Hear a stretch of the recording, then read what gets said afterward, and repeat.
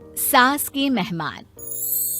सिमर की सास की सारी जिंदगी किराए के मकान में ही बीती, लेकिन जब बेटा कमाने लायक हुआ तो उसने अपना बड़ा मकान बनाया। क्या है माँ, इतनी लंबी लिस्ट मेहमानों की? गृह प्रवेश है सिर्फ, शादी में तो तुमने इन लोगों को बुलाया ही था ना। अरे बेटा, तुम्हारे पिता और मैंने तो सारा आजीवन घर नहीं बनाया, ये सोचकर कि पैसा घर में लगा देंगे तो तुझे कहाँ से पढ़ाएंगे। अब बेटा, घर जैसी खुशी में मैं उन लोगों को कैसे भूल जाऊं जिन लोगों के साथ मैंने पूरा जीवन काटा। तभी वहाँ बहू आ जाती है। क्या माँ जी, कैसी बात कर रही हैं? बुआ जी, चाची जी, उनकी बेटियाँ, ससुराल वाले सभी तो आ रहे हैं। मैंने उनकी लिस्ट सुमन से पूछकर तैयार कर ली है। हाँ बेटा, ये लोग तो रिश्तेदार हैं, इन लोगों को तो बुलाना ही है, लेकिन जिन लोगों के साथ मैं किराए के मकानों में रही, वो मकान मालिक, वो पड़ोसी, उन्हें कैसे भूल सकती हूँ। माँ, लेकिन वो नीलम आंटी को तो मत बुलाना, बड़ा ही लो स्टैंडर्ड साउंड करती है वो। हाँ माँ, और वो किरण को भी।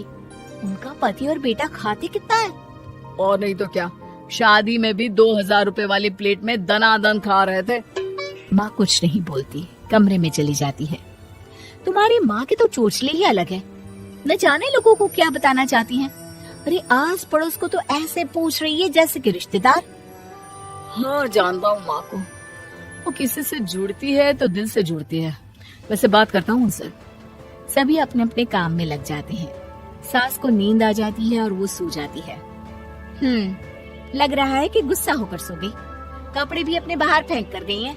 बहू है ना, नौकरानी जैसी, कर लेगी काम। बड़बड़ करती बहू सास के कमरे में जाती है और कपड़ों को उनकी अलमारी में रखती है कि तभी उसके हाथ में एक एल्बम और कुछ खत लगते हैं। अरे ये क्या है? बहू एल्बम देखती है जहाँ नीलम आंटी और सास के साथ छोटा सा उसका सुमन खड़ा होता है। इनके बचपन की फोटो। वो सारी फोटो देखकर जब खत को खोलती है तो वो किरण का होता है। बहू खत पढ़ने लगती है। खत में लिखा होता है, तू पैसे की चिंता न कर, सुमन की पढ़ाई में कोई कमी ना हो, हम पड़ोसी नहीं बहने हैं। तभी सास जग जाती है। अरे बहू, क्या हुआ? कुछ चाहिए था क्या? बहू बात घुमा देती है। माँ जी, वो इनकी फोटो देख रही थी नीलम आंटी के साथ। कितनी सुंदर लग रही है ना आंटी? हाँ, दिखा तो जरा फोटो। बहू सास को फोटो देती है। सास फोटो देखकर कहती है, याद आता है, तेरे ससुर जी तो थे नहीं, काम के लिए 10 दिनों के लिए शहर से बाहर गए थे। जब बेटा होने वाला था तब नीलम आंटी और अरुण अंकल ही थे।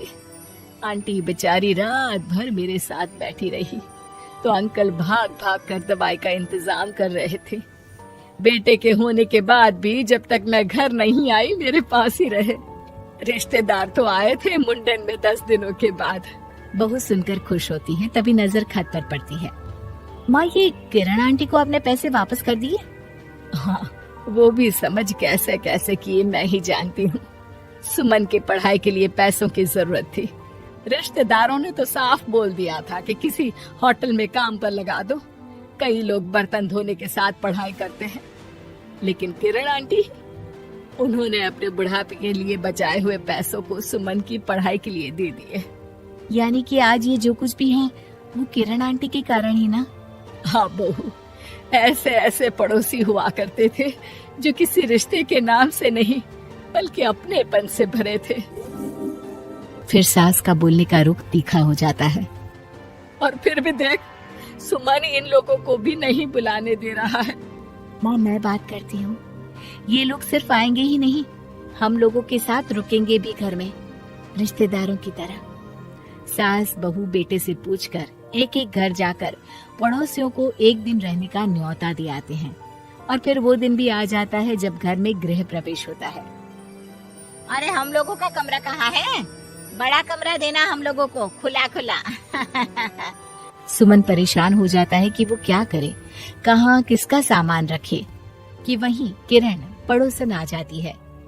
अरे सुमन, परेशान ना हो बेटा, हमारे कमरे में रख दो उन लोगों का सामान, हम तो तेरी माँ के साथ ड्राइंग रूम में एडजस्ट हो जाएंगे। और हमारा कमरा कहाँ है?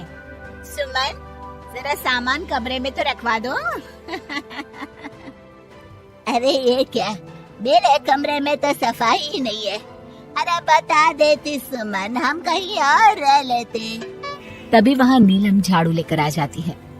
अरे बबली दीदी कैसी बात कर रही है, चलिए मैं साफ किए देती हूँ कमरा। वहीं मामी जी भी आ जाती हैं। अरे सुमन दीदी, सबसे छोटा कमरा हम लोगों को ही देना था क्या? मायके की कोई परवाह नहीं है। वो मामी जी, किरण आंटी और नीलम आंटी की फैमिली एक ही कमरे में है ना, तो इसलिए आप और मामा दो ही तो लोग हैं। तो मामी तो बहू के मुंह से ये बात सुनकर गुस्से से लाल पीली हो जाती है। अरे वाह जी वाह, बहू की जुबान तो देखो कितना बोल रही है। इतना बोलने वाली बहुएं भी होती है क्या? अरे रहने दो, जब मेरी बहन ने ही मेरे बारे में नहीं सोचा तो किसी और से क्या उम्मीद करें। दोनों सामान पैक करके घर से निकल ही रहे होते हैं कि नीलम आ जाती है। अरे राकेश भैया, मैं भी सुमन की तरह ही तो हूँ। आप तो हम लोगों को इतने साल से जानते हैं। हाँ, तुम लोग तो मेरी बहन से चिपकी रही गोंद की तरह। खैर कोई बात नहीं, रहो बड़े कमरे में। तभी अरुण वहाँ आ जाता है, जो नीलम का पति है। अरे अरे भाई साहब, थोड़ा तो वक्त दीजिए, हम सारे छोटे कमरे में शिफ्ट हो रहे हैं। सारे पड़ोसी छोटे कमरे में चले जाते हैं और मामा मामी बड़े कमरे में। बहू चाची के कमरे से बाहर निकल रही होती है कि देखो कैसे बड़ा मकान बनाकर इतरा रही है। अरे जब हम लोगों ने कहा था कि घर बनवा लो, तब तो लड़के को पढ़ाने की पड़ी थी। इतना पैसा रखी थी, महंगे कॉलेज में पढ़ाया, तब बात मानी होती तो सस्ते में मकान बन जाता। बहू आगे जाती है जहाँ दोनों पड़ोसन भी आपस में बात कर रही थी। मानना पड़ेगा सुमन को, बहुत ही समझदारी के साथ चली। बच्चों की जिम्मेदारी को सबसे ऊपर रखा, रिश्तेदारों के साथ भी पूरा निभाया। नहीं तो आजकल के रिश्तेदार। अरे सुमन के लिए तो हम हमेशा ही खड़े हैं। बहू तभी मामी के पास जाती है, जहाँ वो मामा से कह रही होती है, बस अब आ गए इसके घर। अब तो ये रो रो कर भी बुलाएगी तो मैं ना आऊं। कैसे कमरे में रखा हम लोगों को। सुमन भी ना किसी काम की नहीं है। बहू सभी को देख समझ रही थी। रिश्तेदारों के नखरों के बीच पड़ोसियों का प्यार। वो देखकर समझ जाती है कि सास के असली मेहमान कौन है।